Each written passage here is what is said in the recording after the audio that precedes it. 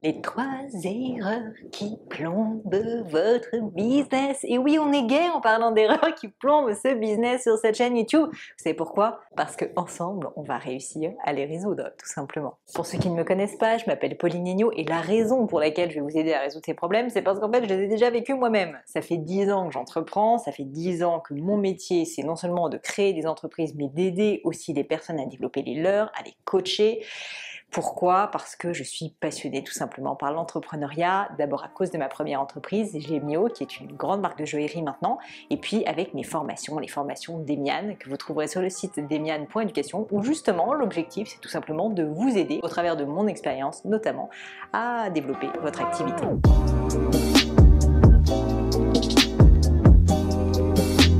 Aujourd'hui, on va parler des 3 erreurs qui plombent mais 90% des business. Et je dis ça une fois de plus parce que je l'ai vécu et puis surtout j'ai quand même un bon radar qui est que j'ai pas mal maintenant d'audience sur les réseaux sociaux et que je vois en permanence des messages qui m'arrivent comme ça dans tous les sens. J'ai ce problème, j'ai ce problème, j'ai ce problème et donc j'en ai fait un petit peu la somme et je peux vous garantir que les 3 erreurs les plus fréquentes sont celles dont je vais vous parler aujourd'hui. Erreur numéro 1.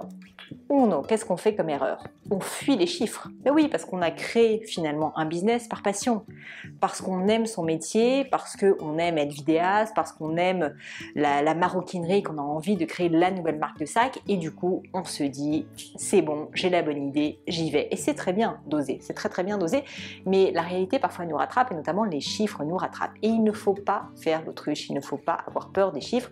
Du coup, mes chers amis, la première erreur qui très souvent va plomber votre business, c'est tout simplement de ne pas planifier votre trésorerie. Alors pourquoi ça? Laissez-moi vous parler d'une anecdote personnelle. Il y a eu le Covid quand même, je crois que vous en rappelez. Et j'avais une entreprise à l'époque qui avait quand même déjà 35 salariés, maintenant elle en a plutôt 60. Il se trouve que avec le Covid, on a eu un premier confinement. Et vous en rappelez peut-être, mais malheureusement, toutes les boutiques ont fermé, plus personne ne pouvait livrer quoi que ce soit en France en tout cas, et globalement les salariés ne travaillaient plus dans des entreprises. Or pour une marque de joaillerie, eh bien en fait, s'il n'y a pas de mouvement physique où on va pouvoir façonner des bijoux et ensuite les envoyer, ça pose quand même un réel problème, ce qui était évidemment notre cas de figure. Du coup, tout d'un coup, mon entreprise s'est retrouvée avec moins 80% de chiffre d'affaires, donc là, petit problème, des salariés qui peut-être allaient être remboursés par l'État, mais on ne savait pas trop à l'époque si le chômage technique allait fonctionner ou pas, et également potentiellement des clients qui allaient tous nous demander un remboursement de leurs commandes, toutes les commandes en cours, tout simplement parce qu'ils ne savaient pas quand il allait être livré. Vous pouvez vous imaginer qu'à ce moment-là, j'ai flippé ma race, et mon associé aussi. Pourquoi est-ce que je vous dis ça? Parce qu'en fait, c'est typiquement à ce moment-là que le travail sur la trésorerie est absolument crucial. Là, bien sûr, je vous parle d'un cas complètement extrême, une situation de crise. Mais il n'y a pas que des situations de crise dans lesquelles la trésorerie est importante. Pourquoi? Parce qu'elle va tout simplement vous permettre de planifier vos investissements, de savoir ce que vous pouvez vous permettre de faire ou pas. Et c'est quelque chose qui est essentiel parce que bien souvent, on regarde uniquement son compte en banque et on se dit c'est bon. Mais le problème, c'est qu'il y a la TVA qui en fait ne vous appartient pas, les charges URSSAF également qui ne vous appartiennent pas, tout un certain nombre de choses qui vont arriver au fur et à mesure dans votre business et qui vont avoir un impact très important sur votre trésorerie. Donc si vous voulez être serein et pouvoir vous décider à embaucher tel talent qui va apporter énormément de valeur ajoutée à votre entreprise, eh bien il faut que vous en ayez le cœur net et que vous sachiez précisément où vous en êtes. Vous pouvez bien sûr demander à votre comptable, mais si vous voulez avoir une situation de trésorerie qui soit simple et qui vous permette de prendre des décisions au quotidien sans avoir systématiquement à demander à votre comptable, eh bien je vous invite fortement à tenir un petit document, un Excel tout simple qui vous permet de savoir globalement où en est en permanence votre situation de trésorerie et surtout où est-ce qu'elle va vous amener en fonction des investissements que vous pouvez faire ou pas. C'est un outil de pilotage financier absolument essentiel, vraiment. C'est pour ça que j'ai voulu commencer par ce point parce que c'est quelque chose que je constate, il est négligé et nombreux sont celles et ceux qui ont peur de ces chiffres en se disant ça va être trop compliqué, je donne tout à faire à mon comptable, mais qui du coup perdent complètement le contrôle de leur stratégie, tout simplement. Et c'est d'ailleurs pour ça que j'ai fait une formation à ce sujet, sans vous vendre ma salade, mais parce que vraiment ça me tenait à cœur, qui s'appelle Comment construire un business plan, dans lequel vous pourrez non seulement apprendre à construire donc votre budget, mais également aussi, bien sûr, votre plan de trésorerie. Point numéro 2. Autre erreur que je vois tout le temps, c'est ne pas avoir de stratégie de marque, ne pas savoir sur quoi vous devez communiquer ou pas. S'éparpiller dans tous les sens, tout tester en permanence. On n'arrête pas de dire il faut tester, il faut tester, il faut tester. Oui, mais il faut savoir où on veut aller aussi. Ça s'appelle avoir une stratégie. Prendre une décision de ce que vous voulez accomplir avec votre entreprise. Vous vendez des fleurs, est-ce que votre clientèle va plutôt être B2B? Est-ce qu'elle va plutôt être B2C? En fonction de ce que vous décidez, forcément, votre discours de marque va être complètement différent. Votre stratégie d'acquisition va être complètement différente. De telle sorte que vous décidiez où vous voulez aller. Et en l'occurrence, tout ça passe par un outil que j'adore personnellement qui s'appelle la plateforme de marque. En fait, c'est simple, hein, c'est comme une espèce de grande carte. Vraiment, imaginez ça, vous êtes perdu et vous voulez savoir quel chemin prendre. Eh bien, la plateforme de marque, c'est un outil qui va vous aider à savoir dans quelle direction aller, tout simplement parce qu'elle va vous permettre de clarifier votre vision stratégique de marque, de mettre des mots simples dessus et donc ensuite de pouvoir la déployer tout simplement.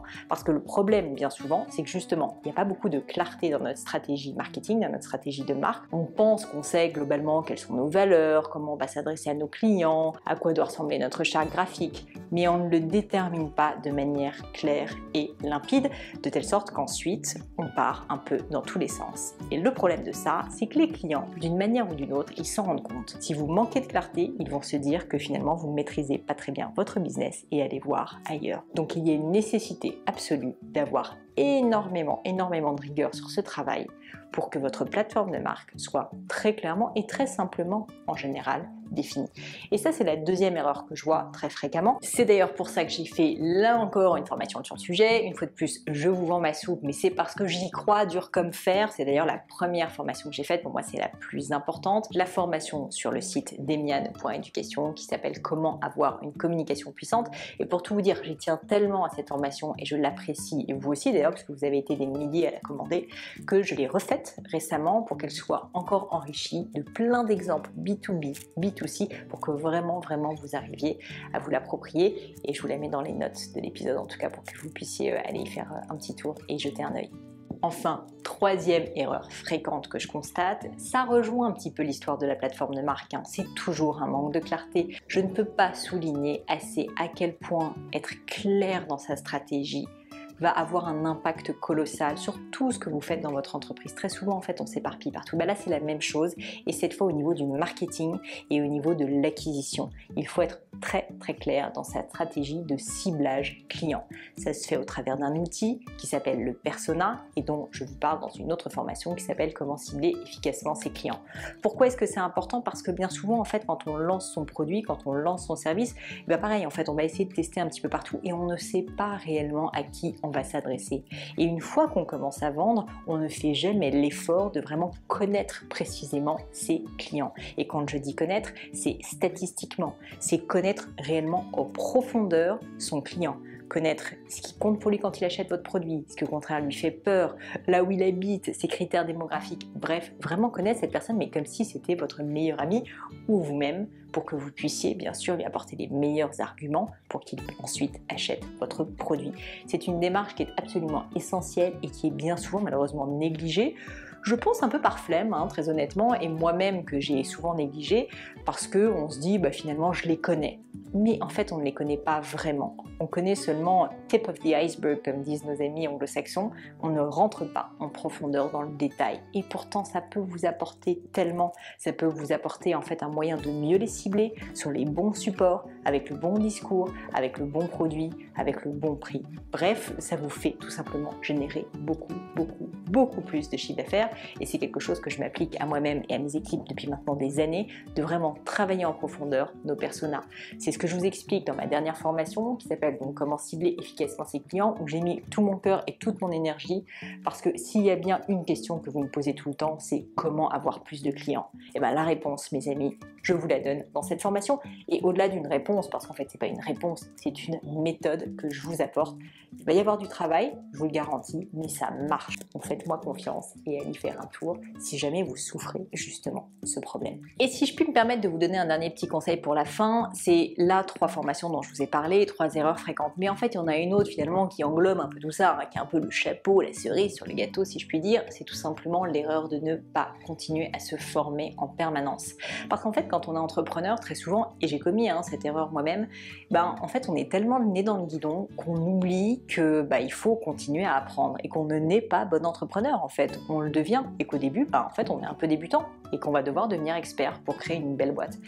Ça c'est quelque chose qu'il faut vraiment avoir en tête en permanence pour en permanence vouloir apprendre et devenir la meilleure version de soi-même, le meilleur entrepreneur possible. C'est pour ça d'ailleurs que j'avais lancé ce podcast moi-même, mais c'est ce que je vous invite aussi à adopter comme philosophie de vie, de rester curieux, de en permanence vouloir vous challenger et apprendre pour toujours bien sûr progresser. C'est d'ailleurs pour ça aussi que j'ai créé ces formations pour vous aider justement au travers de méthodes que je m'applique en tout cas à moi-même. Si bien sûr vous avez d'autres suggestions, s'il y a d'autres erreurs en fait que vous voyez très souvent autour de vous ou que même vous avez constaté pour vous-même, n'hésitez pas à me les mettre dans les commentaires, ça m'intéresse et peut-être qu'un jour je referai une autre vidéo à ce sujet, donc n'hésitez pas à me les poster juste là.